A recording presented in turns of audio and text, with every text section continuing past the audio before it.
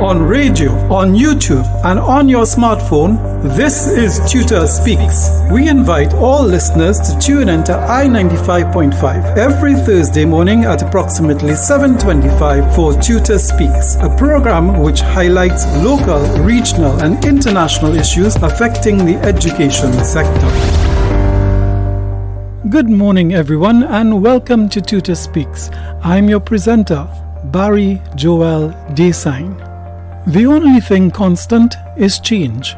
This statement was among the first presented to the 1993 cohorts of OJT teacher trainees when I began my journey in the teaching profession. In those days, one needed to have a minimum of 5 O-levels, including mathematics, English, and a science subject to become a teacher.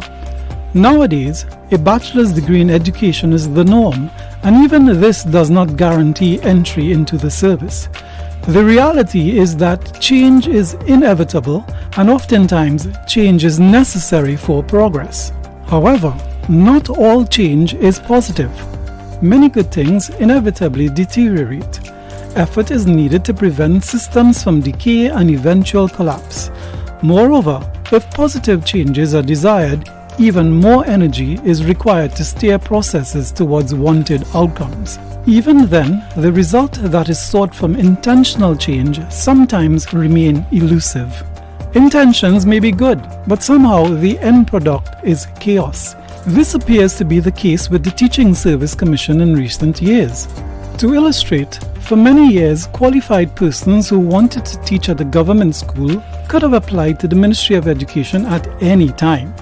However, in 2021, the Teaching Service Commission abolished all unsolicited teaching applications, opting instead to advertise when interested persons should apply.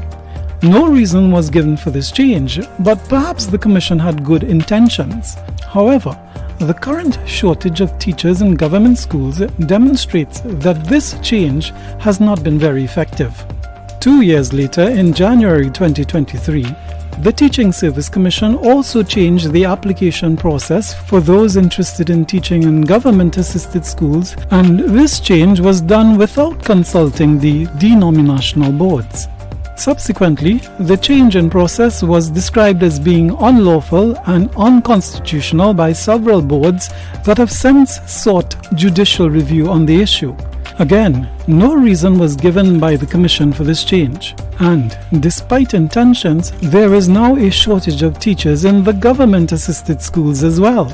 Earlier this year, a High Court judge ordered the state to compensate a secondary school teacher after it found that the Teaching Service Commission violated his rights to equality of treatment and protection. It was found that the TSC had given preference to another teacher who had scored lower than he did in their interviews for a promotion. Inherent in this fiasco was another change by the Commission when it refused to publish the Order of Merit list. Again, no reason was given for this, but the judgment of the court demonstrated that the Commission cannot be relied upon to act fairly. Surely, this was not the intention. It has been suggested by several prominent individuals that the TSC should be completely removed and replaced with an agency for regulating the teaching profession comprising highly qualified educators. Others have observed that the Commission appears to be wedded to inherited colonial processes and is in critical need of reform. In fact, just 2 weeks ago, in another lawsuit which the Commission also lost, this time regarding delays for interviews, the judge opined that the TSC's current modus operandi and organizational structure is in dire need of reform. He further explained that, and I quote, "If, as the evidence suggests, there exists at least a 7-year delay between the time one becomes qualified to be interviewed and when the interview is actually conducted, then such a scenario is completely unacceptable as it does not accord with good administration. Such a circumstance is cause for concern and should catalyze a clarion call for constitutional reform, as it appears that the TSC is no longer able to effectively and efficiently manage the hiring, promotion, and disciplinary action over teachers." Off quote. Leadership author John C. Maxwell says that everything rises and falls on leadership.